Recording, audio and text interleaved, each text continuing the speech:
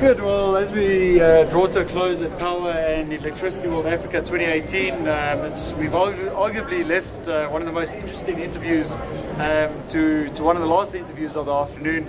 And I have the great privilege of welcoming Mr. Silas Zimu to the discussion, an energy expert, the previous personal advisor to the President, and having known Silas for a period of time, I think I understand very clearly that you've analysed the energy sector from a very truthful position, and I think you personally experienced energy poverty in your earlier years, but nonetheless you're very well positioned to give us a bit of perspective as to what you see moving forward in the South African economy from an energy standpoint once again, and of course maybe a bit of perspective as to how our context in South Africa is different to another African geography, right, that's suffering from energy poverty. So I think as a kick-off, over to you. Give us a bit of an introduction, bit of perspective as to what your thoughts on energy poverty are and what are we going to do next. Yeah, thanks Gareth. I think we've always had good discussions on energy, but unfortunately the challenges seem to be changing too fast. Quicker than what we can speak. Exactly. Every time we meet, we're not even talking about what we spoke about last year. The biggest challenge that we have at the moment is leadership. Leadership in our institutions that are supposed to be ensuring that the country has got enough energy. Leadership that understands where we come from with our energy, taking into consideration the African regime that had given us so many thousands of megawatts, and that drive was for industrialization, that drive was for job creation, and we don't seem to be following that route. So since 1994 we've been eroding those megawatts. Electrification came into play. Yes, we had some industrial customers coming in, the smelters, but then we stopped where it's important on giving the mines, the smelters, the good service, the good products, including a good tariff. So, and at the same time, we were educating people well enough to understand what energy is all about. And today, people want energy. For sure, and they understand it. They understand it, and they're not going to wait for you and I to say, fill up a form, you will get this. They connect themselves as we're talking. And in ensuring that South Africa has enough energy access for especially the poor, we have to define the poor and say, now that there are technologies that we can use to do what former President Thabo Mbeki said of free electricity, which never happened. Which should happen. Yes. Maybe that's how we can be creating wealth for our people instead of trying to create jobs which we really cannot. No country has ever created jobs for every citizen. Well, one of the very positive aspects of what you're mentioning and the whole erosion that you signified there, I think we entered into a position of erosion block a few weeks ago, which was fantastic. And this has just opened up the thinking, the perspective moving forward, which was absolutely critical to the South African economy. Now, one of the things that I've experienced, and we've been in the energy sector probably a very, very similar period of time. I know I'm younger than you, but nonetheless, the whole South African energy sector, one of the things I was absolutely bowled over about was the Director General from the DOE sitting in a public audience and taking ad hoc questions from the audience. Right? And it's something I hadn't seen too often previously, and I think the questions were handled quite well, and always a very firm sentiment that, you know, we're in a position now, there's been some decisions made, probably not the best decisions that have been made, but in light of the environment we were in, could have been the only decisions that could have been made at that point in time. But very almost consultative in a way, and very transparent. Have you found a very similar kickoff? We haven't seen any significant action on the ground yet, and I think we're a bit of a way away from that. But you know, it starts with the idea. Yeah. and the concept, and then it flows from there. What's your point of view on that? What I'm experiencing is we need your type of people to be supportive of the systems, the DGs, the ministers.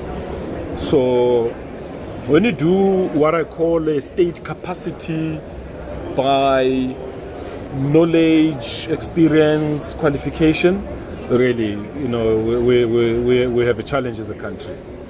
So the experts like yourself seem not to find a way of helping the system, whether it's by the Public Finance Management Act and the process of procuring services.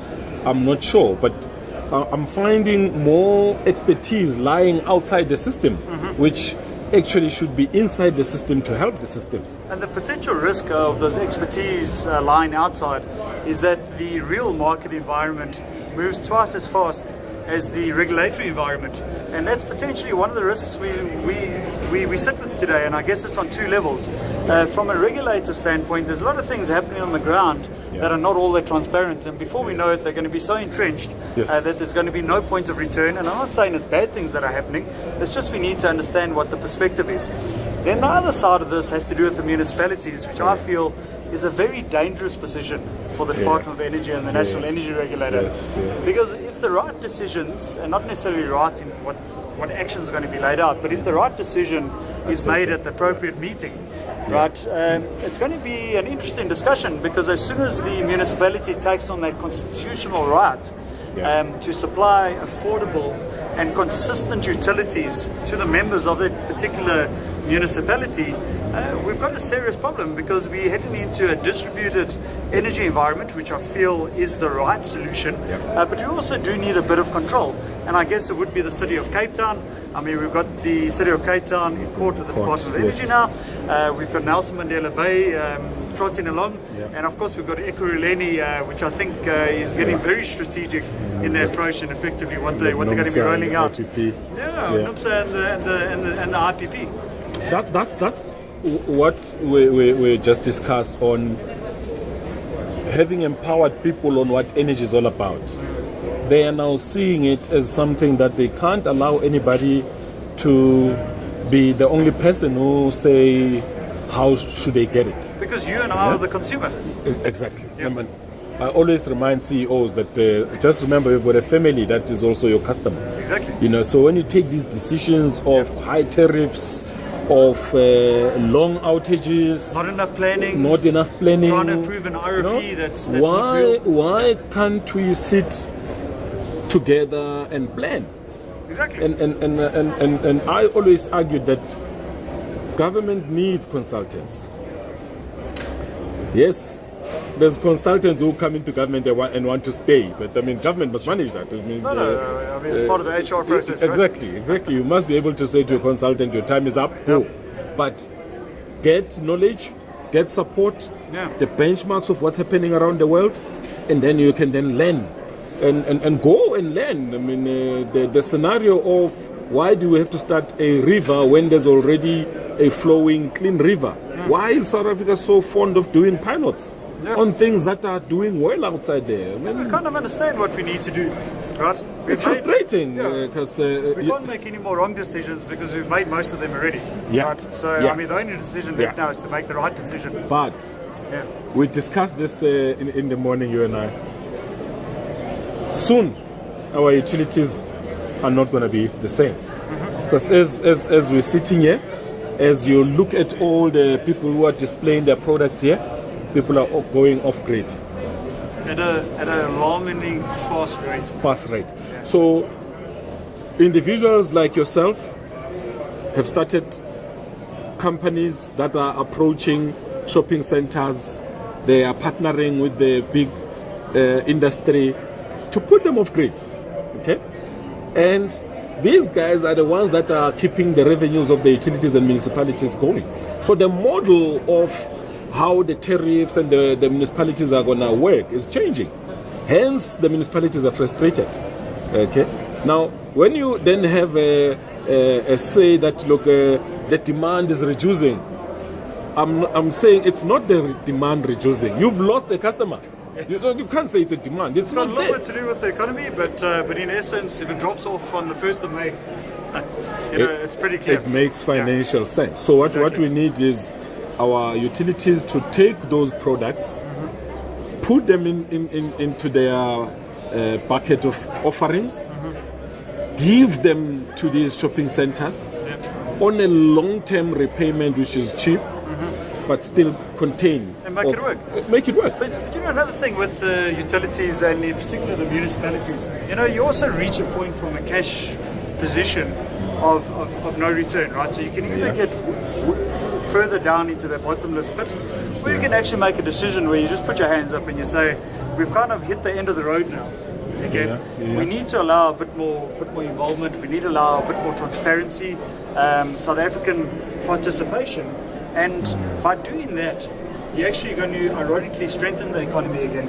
And in principle, that municipality that is sitting there, as well as the utility, works on the basis of cost of service and cost of supply in terms of utilities. So there's not even a discussion to be had how much you can protect yourself in the terms of revenue, etc.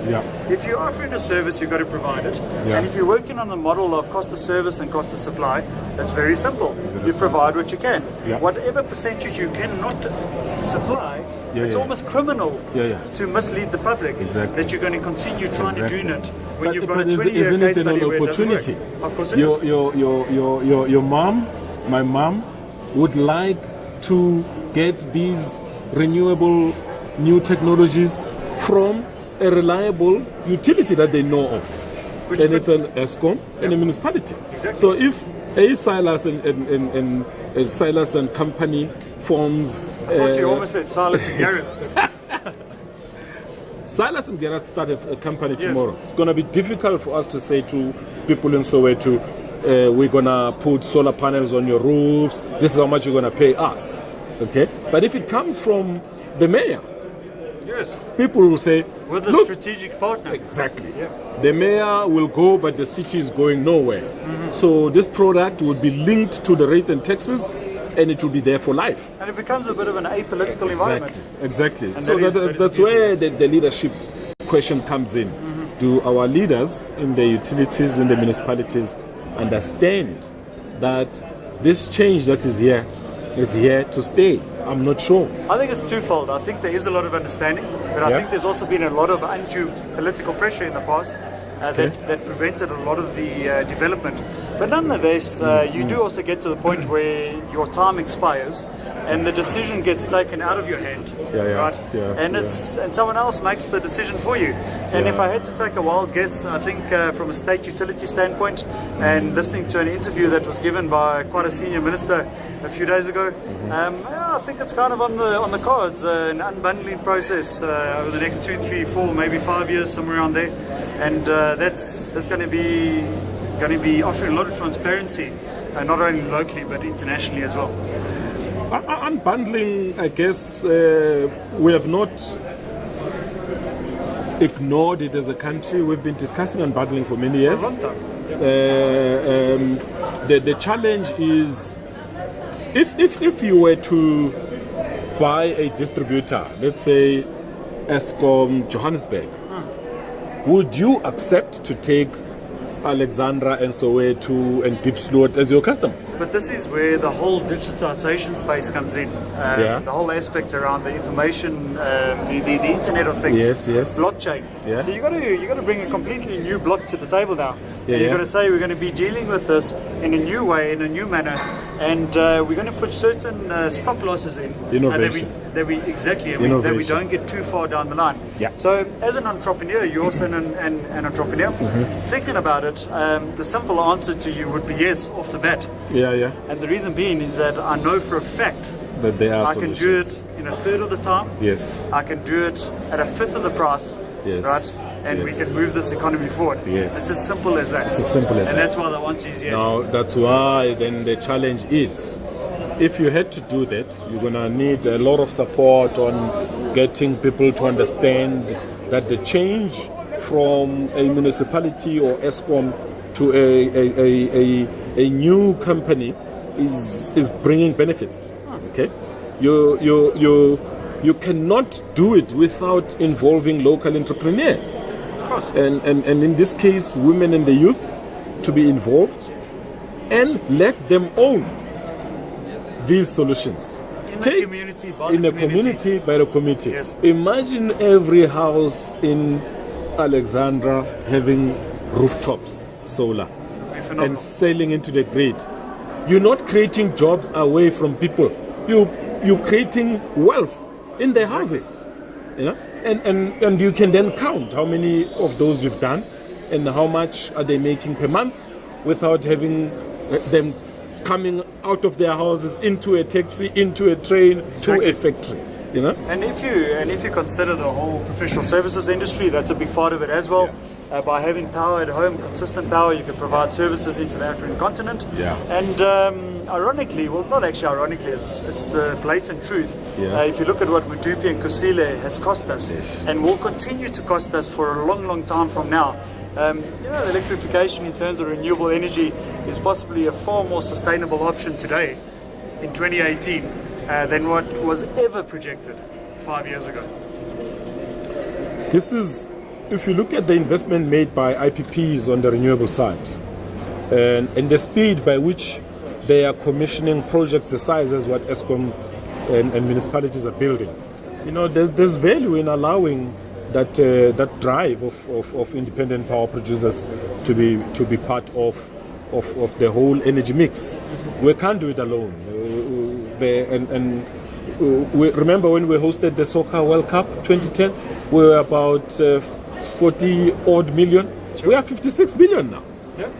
And every population growth is a demand to the electricity supply. So and it's a cheap price to pay for education and healthcare. Exactly. Two of the fundamental pillars of a democratic society. Hence I say if we have our leaders going around listening to experts, not seeing experts as enemies, then we can then change this thing.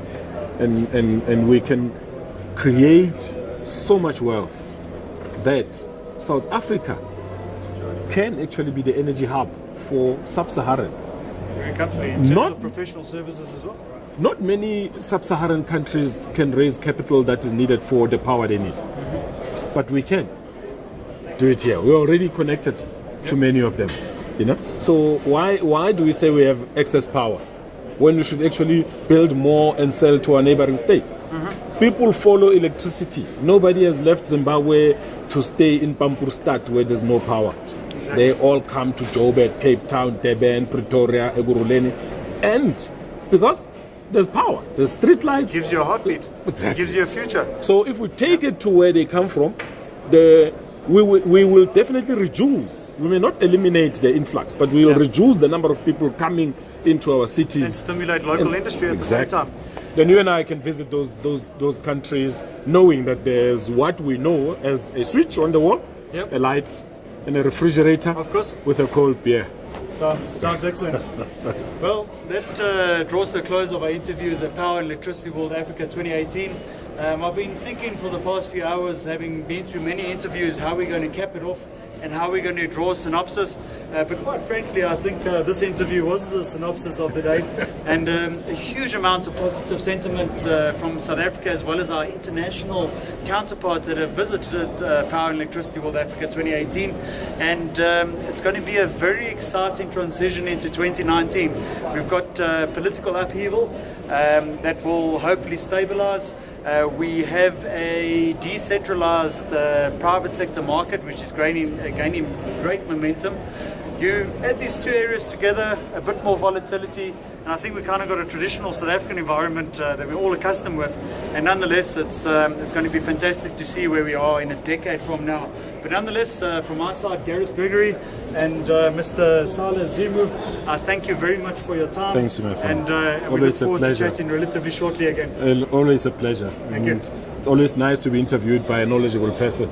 Well, it's nice having a knowledgeable guest.